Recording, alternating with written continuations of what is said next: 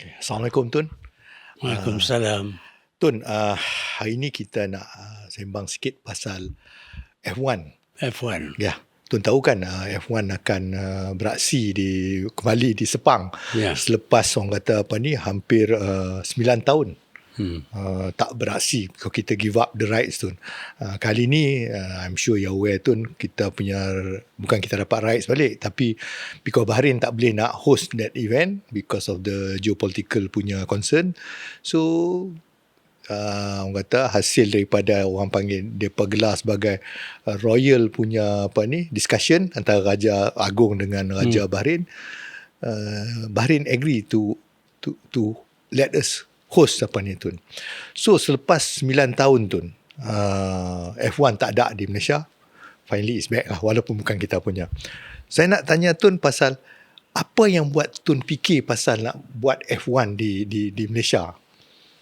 Ya, dia satu event yang menarik banyak pelawat, banyak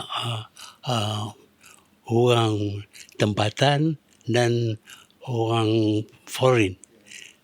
Jadi bila ada F1, ramai orang ini datang, dan ini of course menyumbang kepada industri hotel dan sebagainya. Jadi kita boleh dapat banyak sumbangan daripada pelancong yang akan datang kerana F1. Ya. Tapi di masa yang sama juga Tun, kos untuk F1 ni bukan murah Tun.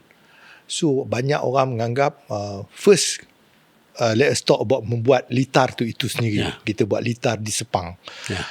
Dia satu orang kata engineering construction punya wonder lah, orang kata dia buat di tempat tanah paya apa semua tu, and then ia mungkin dianggap sebagai salah satu litar yang paling unik lah masa dibuat. Kita ada that Jerman punya arkitek ni, Hermann Tilke Hermann Tilke nama dia. So why Sepang? Kita ada banyak tanah. Ya. Sepang was acquired by the government untuk lapangan terbang, tapi kita acquire a very big piece. Jadi kalau kita tinggal tanah tak guna, kita rugilah. Jadi kita boleh tanam pokok dan lain-lain, tapi kita berpendapat bahawa kalau ada event yang menarik pelancong, yang menarik spectators, ada baiknya lah.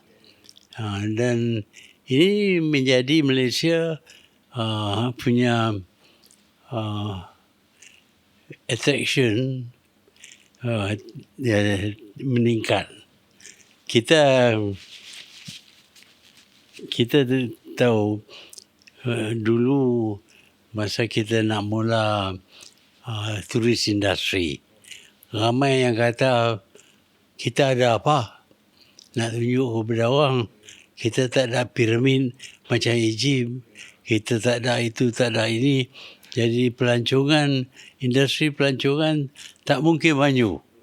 Jadi kita kena create satu event yang boleh menarik pelancong. Dan kita berpendapat bahawa F1 race ni menarik banyak pelanggan. Mereka datang daripada seluruh dunia, dan orang tempatan pun ramai. Jadi dia stimulate tourist industry. Kalau kita tak ada piramid, tapi kita ada F1, dia berjaya menarik pelancong dan sebagainya. Ya. Tapi Tun, saya sendiri pun terbaca lah Tun, masa mula-mula F1 ini it was idealized dan kemudiannya dipromosikan. Dia bukan semata-mata, seingat saya lah, Tun tidak pernah melihat hasil daripada pembelian tiket sebagai part of the income. ataupun orang kata nak cari profit. Yang penting pada Tun, masa saya ingat Tun selalu bercakap mengenai it is international level advertising, Tun kata. Dia punya level tu. So I mean, itukah maksud Tun pasal dapat tarik pelancong tu? Ya, bila pelancong datang, bukan saja tiket nak untuk spectators, tapi pelancong perlu tinggal di Malaysia beberapa hari, dan mereka akan sewa bilik-bilik hotel dan makan, dan mereka akan belanja banyak wang. Jadi dia ada inflow of duit ke dalam Malaysia. So F1 ni menarik bukan saja pelancong, tapi funds masuk dalam Malaysia besar. Taklah sampai macam di Egypt, tapi baik juga bagi Malaysia. Dan selain daripada itu, kita ada lah hutan dan sebagainya yang juga menarik pelancong. Jadi bila kita tambah dengan F1, jumlah pelancong meningkat dengan tinggi. Pasal F1 ni, dia nak pelancong datang lihat 100,000. Ya. Big number. Bila datang 100,000 orang, mereka perlu tinggal di bilik-bilik hotel, mereka perlu makan dan sebagainya. Jadi ini result in inflow of money. Ya, foreign currency Tun. Ya. Tun, dia selain itu Tun, dia immediately, saya lihatlah lepas F1 yang pertama tu Tun, almost immediately kita punya Malaysia ni, nama dia, apa yang ada tu terpancar ke seluruh dunia. By nature F1 itu disaksikan di seluruh dunia Tun. I mean, isn't that salah satu objektif dia Tun, untuk dapatkan Malaysia ni dilihat di serata dunia menerusi F1? Ya. Kita berminat untuk meningkatkan jumlah pelancong daripada luar negara. Dan seperti saya sebut tadi, kita tak ada apa-apa nak tunjuk. Tak semacam Egypt, ada piramid dan sebagainya. Jadi apa dia yang boleh kita tarik pelancong datang ke Malaysia supaya Malaysia terkenal kepada seluruh dunia. Ya. Dan di antara event ialah F1. Bukan saja F1, tapi kita ada hutan. Banyak orang tak pernah tengok hutan. Dia suka duduk netik masuk dalam hutan. Kita promote Langkawi sebagai pusat pelancongan yang bebas cukai. Dan banyak lagi lah yang kita tambah-tambah. Dan sehingga kita harap pelancong yang datang ke Malaysia sama dengan jumlah penduduk Malaysia. Ya. Jumlah penduduk Malaysia lebih kurang 30 juta. Kita nak 30 juta pelancong datang. Dan semua ni F1, Langkawi, macam-macam lagi event, tour de Langkawi, semua ni menunjuk menjadi daya tarik kepada pelancong. Tun, F1 ni Tun, sejak daripada tahun 1999 kali pertama buat, sampai Tun bersara pada tahun 2003 terus ke 2004, mengalami orang kata proses yang baik. Dia dapat keuntungan, tidak timbul isu tidak mendatangkan hasil. Tapi subsequently selepas itu Tun, orang kata salah satu alasan atau alasan yang paling utama diberikan kenapa kita menyerahkan kembali rights kepada F1 itu adalah kerana tidak mendatangkan hasil. Tapi masa Tun buat dulu Tun tak fikir kemungkinan tak datang hasil ataupun pulangan tak cukup ke, ataupun Tun lihat ini bukan sebagai untuk nak dapat duit, orang kata cash, but you're looking at it in a bigger picture. Macam mana tu? Can you share with us? Ya, untuk membawa F1 race ke Malaysia, kita perlu bayar kepada organizer Barry Eccleston. Pada masa itu bayaran ialah sebanyak 50 juta duit Malaysia. Dan itu kita mampu kerana Petronas take over the funding dan dia jadi Petronas F1. Jadi Petronas pun dapat publicity daripada F1. 50 juta kita mampu. Kita tak sangka lah nak naik sampai 100 juta. Tapi Barry Eccleston jual F1 race tu kepada Amerika. Amerika naik cost of bringing the F1 to Malaysia. Amerika nak 100 juta. 100 juta banyak. Kita tak dapat nak mampu dan kita terpaksa henti F1 race di Malaysia. Dia ada satu ironi tu ni. Apabila kita buat F1, Singapura masa tu saya rasa mentor minister ataupun senior minister Lee Kuan Yew mengatakan salah satu perkara yang dia menyesal adalah dia tak buat F1 di Singapura sebelum Malaysia buat, dia kata. Dan hari ini Singapura ada dia punya F1. Night F1 orang kata kan, and itu juga kita katakan salah satu sebab kenapa kedudukan F1 di Malaysia ini merosot. The irony is that dia dulu tak buat, dia kata dia menyesal, dan hari ini bila dia buat kita mudum orang kata, ataupun kita hilang tu. Macam mana tu lihat that irony tu? Korang banyak juga lah. Tapi F1 di Malaysia ni unik. Pasal dia ada special track. Singapura tak ada track. Singapura ada bandar. Dia kena buat F1 race tu dalam bandar. Itu cause a lot of problem. Jadi kita ada track yang special untuk F1. Bahkan track yang kita buat tu design by one German architect. Yang sama juga tu, dia juga yang design untuk kita, dia juga design untuk Singapura. Dia designer of track.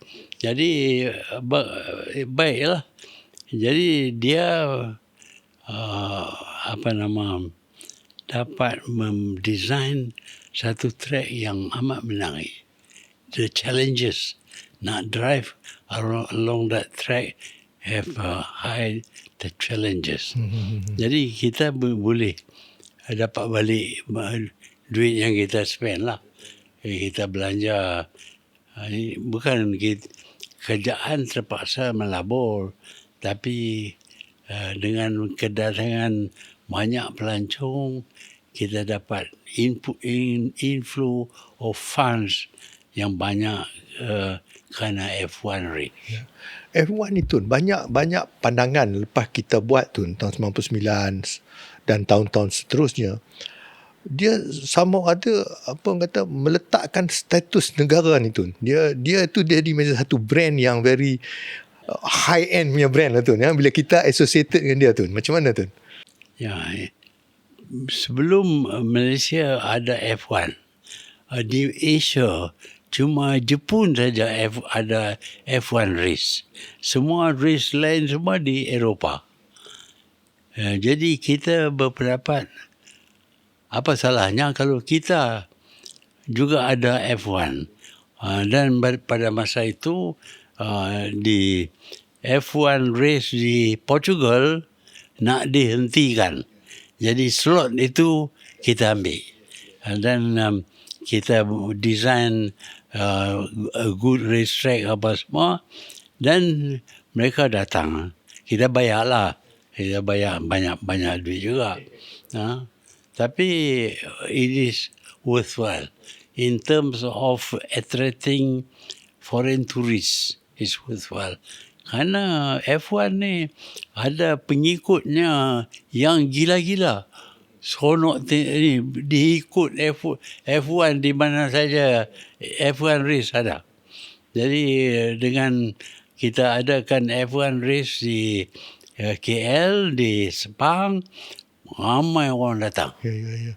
Dia tu masa kita buat Sepang punya litar tu, kita jadi the first basically developing country tu, negara yang sedang membangun yang buat tu.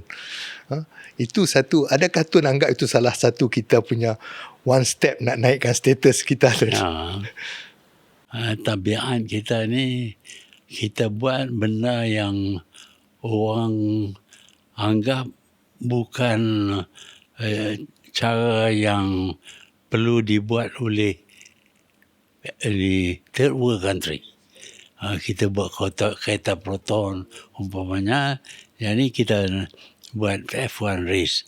Dan pada masa itu ramai negara-negara ASEAN nampak F1 race ni berjaya menarik banyak pelancong. Dan lepas itu semua orang nak buat lah, termasuk Singapura. Singapura pun teringat nak buat lah. Bila dia nampak Malaysia boleh buat, negeri-negeri Arab juga bobot nak buat design.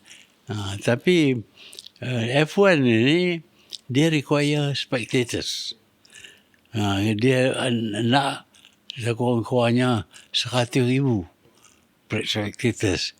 So negara Arab yang buat ni tak banyak spectators. Tapi mereka punya persiapan cukup baiklah. Dia buat hotel, dia buat macam-macam supaya orang yang datang nak tengok F1 ni dapat keselesaan, comfortable duduk di negeri-negeri Arab. Ya. Tun, F1 ni Tun, bila kita lihat Tun, adakah Tun rasa kita mungkin kena re-strategize bila keadaan kita punya F1 ni tidak menguntungkan, kos terlampau tinggi, mungkin kita patut re-strategize in the sense that cara lain untuk nak satu tingkatkan orang kata penonton, spectators, dua mungkin untuk increase orang kata investment ke apa sajalah tu instead of just giving up orang kata ataupun give up kita punya right tu. Macam mana Tun lihat? Mungkin Tun rasa adakah kita sebegitu terdesak sehingga terpaksa give up salah satu benda yang very prestigious Tun? Kita dah invest banyak duit. Kita buat Sepang circuit itu dengan belanja saya dekat 200 juta. Ya. Jadi kalau nak dapat balik pelaburan tu, kita kena ada banyak F1. Dan kita dapatlah F1 ni. Tapi bila sampai kena bayar kepada owner, Barry Eccleston, 100,000 kita tak mampu. 100 juta. Tak mampu. Tapi saya berpendapat pulangan dia baik. Dia boleh tarik banyak pelancong, dapat big inflow of funds. Yes, correct.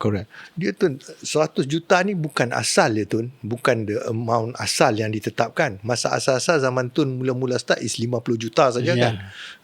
100 juta ni comes later lah Tun ya. Later when the American bought over the company. Right. Ya, okay. Tun, masa Tun masih jadi PM masa F1 ni, Tun pergi tiap-tiap race ya Tun? Ya. So Tun enjoy, Tun memang minat sukan bermotor ni Tun ya? Ya, saya berminat dengan sukan motor ni. Tapi kehadiran Perdana Menteri jadi satu penarikan juga. Nampak F1 ni PM pun pergi tengok juga. Ya. Banyak orang datang lah. Pasal nak tengok PM terlibat macam mana. Ya, correct. Tun, masa mula-mula tu Tun, orang anggap ni projek Gajah Putih lah Tun. Ya. Banyak orang kata Tun patut what do you call that, channelkan duit ni kepada pembangunan sekolah, hospital Tun. So macam mana Tun handle orang kata kritikan pada masa tu Tun?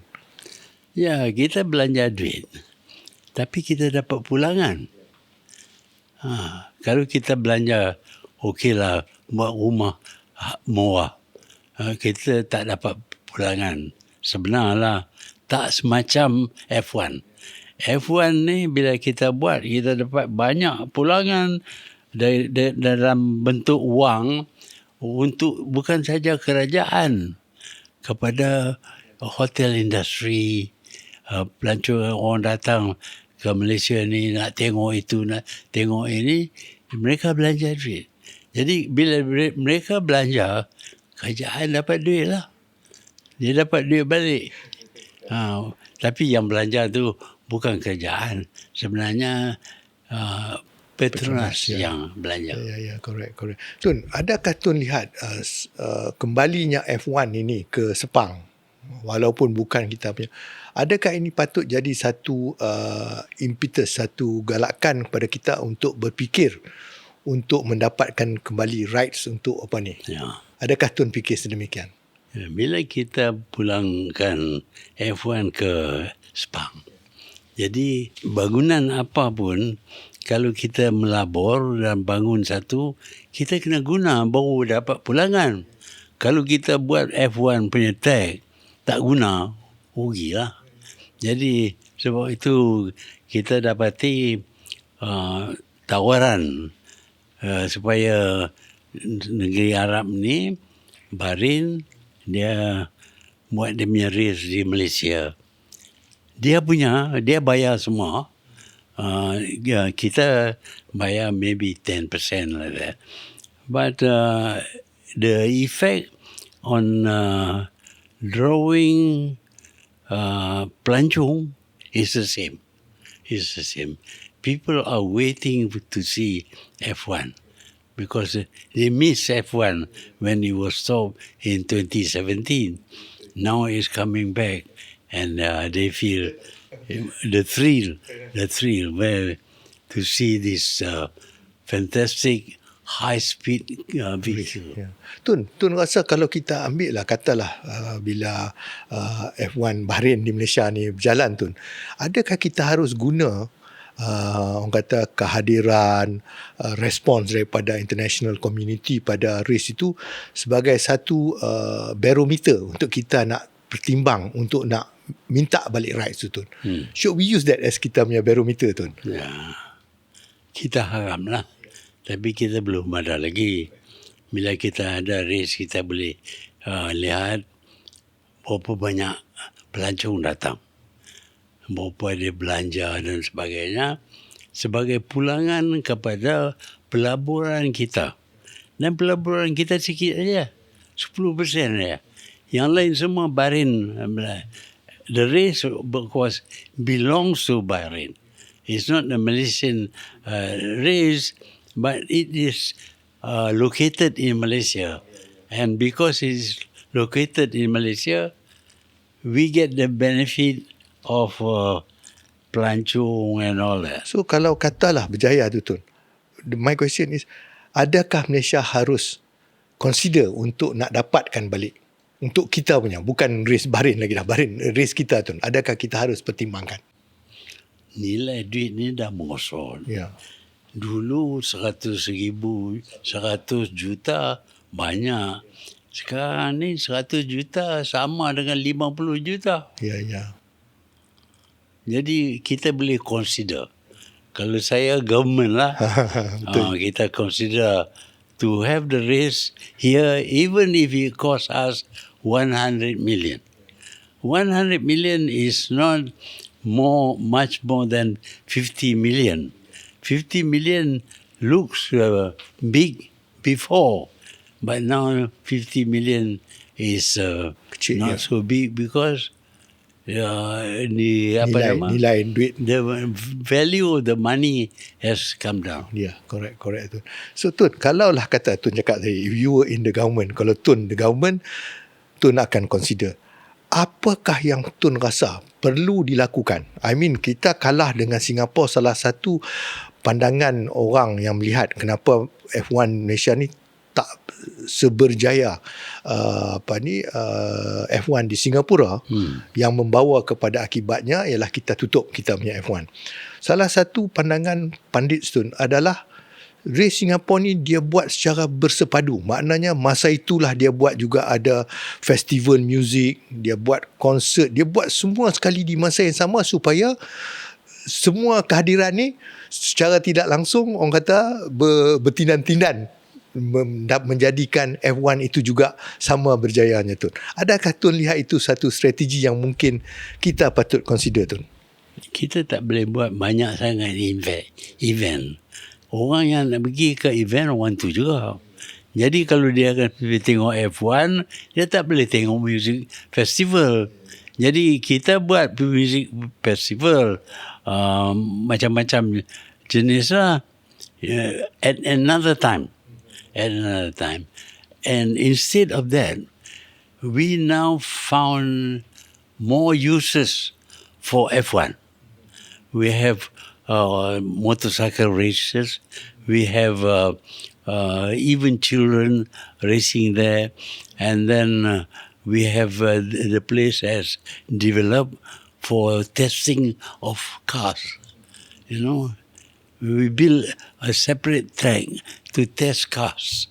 And we have actually, I learned that the F1, the track is still earning a lot of money. So we make use of the test track for other things. For example, a brand car wants to show their cars. They can use the test track. Ya. Tun, tapi Tun, dengan semua ini, F1 tak payahlah Tun. Kalau kita dah ada guna untuk lain Tun, dan F1. F1 tak boleh lah, dia ada label.